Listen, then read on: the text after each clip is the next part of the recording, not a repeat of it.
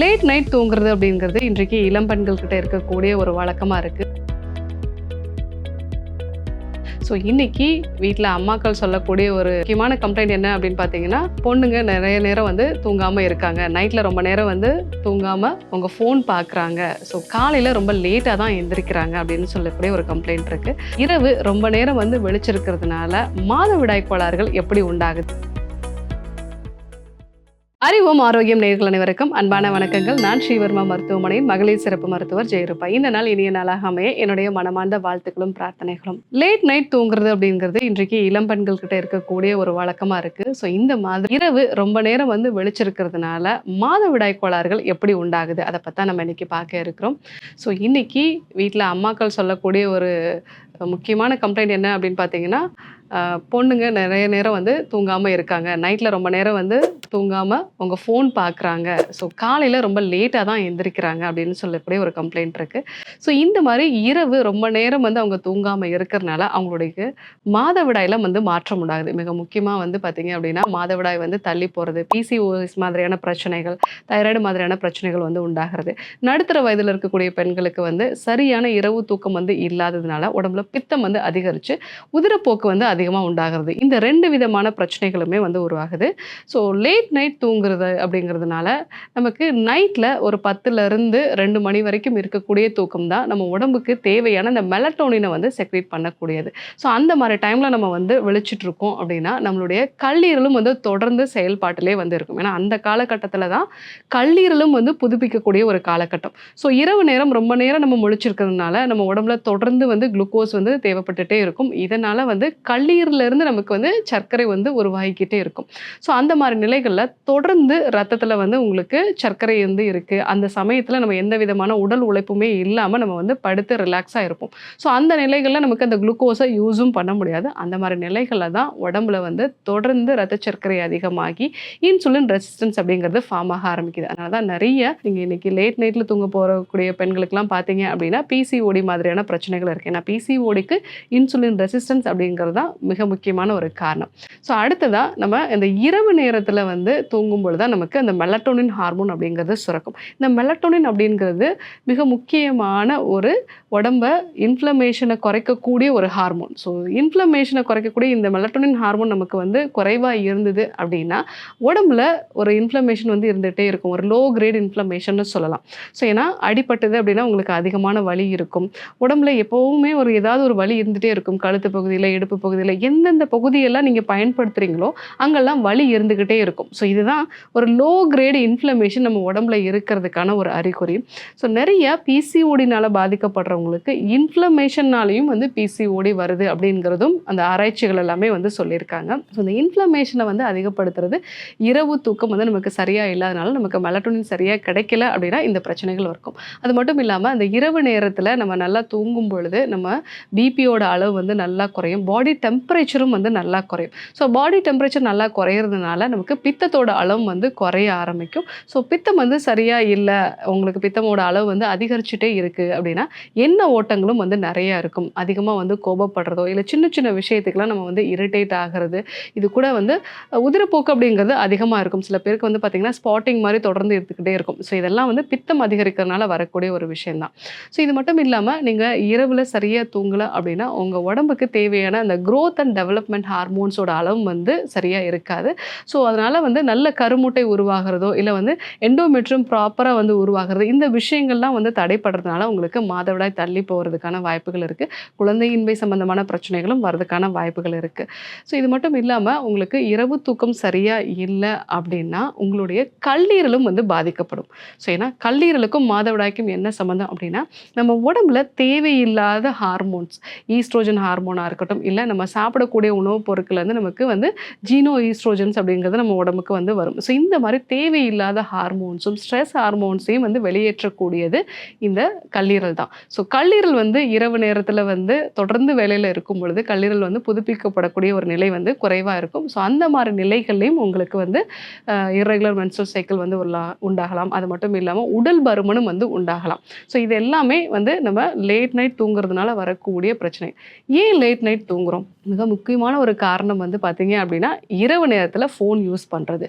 அந்த ஃபோன்லேருந்து வரக்கூடிய லைட் அப்படிங்கிறது நமக்கு தொடர்ந்து நம்மளுடைய ஃப்ராண்டல் பிரெயின் அப்படின்னு நம்ம சொல்லுவோம். இந்த பிரெயினை ஆக்டிவேட் பண்ணிகிட்டே இருக்கிறனால நம்ம எப்போவுமே வந்து ஒரு அடுத்தடுத்து அப்படிங்கிற மாதிரியான ஒரு நிலையிலே வந்து இருப்போம். நம்மளுடைய மைண்ட் வந்து ஷட் டவுனே ஆகாது. ஸோ இது ஒரு மிக முக்கியமான காரணம்.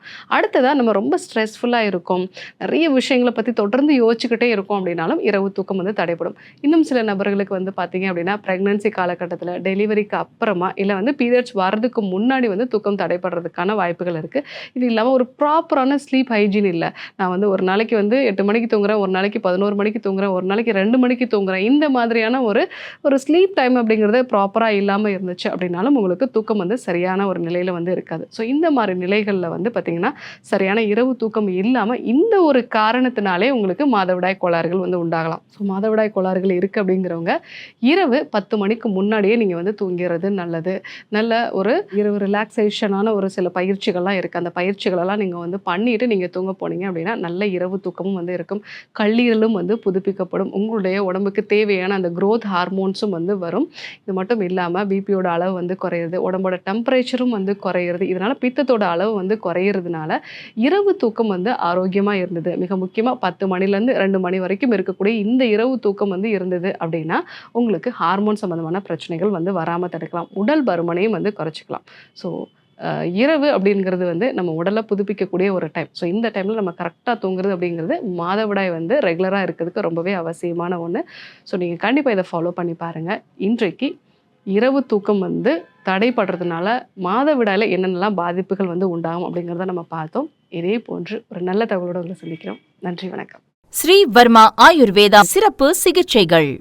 அல்சர், செரிமான கோளாறுகள், இரத்த சோகை, உயர் இரத்த அழுத்தம், அதீத கொழுப்பு, வெரிகோஸ் வெயின், உடற்பருமன், உடல் பலவீனம், தோல் நோய்கள், மூட்டு தேய்மானம், தண்டுவட பிரச்சனைகள், முடக்குவாதம், கீல்வாதம், பக்கவாதம், நோய் எதிர்ப்பு சக்தியை அதிகரிக்க, புற்றுநோய், மூலம் பௌத்திரம், மாதவிடாய் கோளாறுகள், குழந்தையின்மை, பாலின கோளாறுகள், சிறுநீரக கல், சிறுநீரக செயலிழப்பு, நீரிழிவு நோய், கொழுப்பு கல்லீரல், இதய நோய்கள், தைராய்டு, ஆஸ்துமா, ஒற்றை தலைவலி, சைனஸ், ஞாபக மறதி, மன அழுத்தம், முடி உதிர்தல் மற்றும் வாத பித்த கப நோய்களிலிருந்து விடுபட்டு ஆயுள் முழுவதும் ஆரோக்கியம் பெற்றிட ஆச்சார்யா டாக்டர் ஸ்ரீ வர்மா அவர்களிடமும்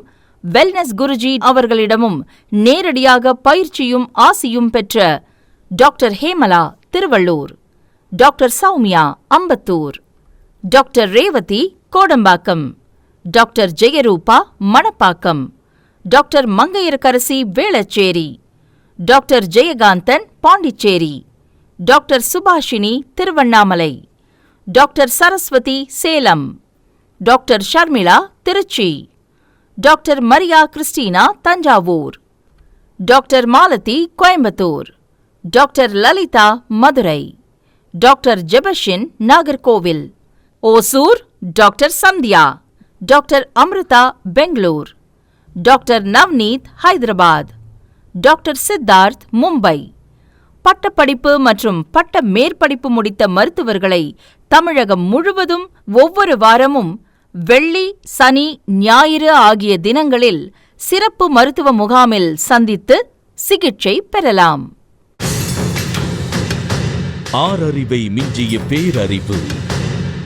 யாகமின்றி யோகம் தரும் யோகக்கலை. ஒழுங்கற்ற உணவிற்கு ஆரோக்கியமே விலை. அதற்கு உணவையே மருந்தாக்குவது ஒரு கலை. இயற்கை அன்னை நம் மீது கொண்ட நேசம் இனி நம் இல்லங்களில் வீசப்போகிறது மூலிகையின் வாசம். நமது ஆன்மாவை நாமே தரிசிப்பது பெரும் பேறு. அதற்கு ஆன்மீகம் என்பது பேரு. தேவை தியானம் பற்றிய ஞானம். ஒவ்வொன்றும் பல்லாயிரம் ஆண்டுகள் பழமையானது, இன்றும் கூட புதுமையானது. காலம் காலமாக மறைக்கப்பட்ட பொக்கிஷங்களை அள்ளி அள்ளி நமக்கென வழங்க வருகிறார் ஒரு விடிவெள்ளி. ஆச்சாரியா டாக்டர் ஸ்ரீவர்மா. வாழ்க்கையில் நாம் கரை சேர, நம் கனவுகள் அனைத்தும் ஈடேற, தீரா நோய்கள் என்னும் தீயை அணைக்க வருகிறார் நம் உடலையும் மனதையும் ஒருங்கிணைக்க. இவர் அறிவையும் ஞானத்தையும் தேடி தேடி சேர்க்கவில்லை தனக்காக, அத்தனையும் வாரி வழங்க வருகிறார் நமக்காக. இது ஆரோக்கிய வாழ்வின் அடிநாதம், ஆயுள் தரும் ஆயுர்வேதம். டாக்டர் வர்மாஸ் ஆரோக்கியமும் ஆன்மீகமும்.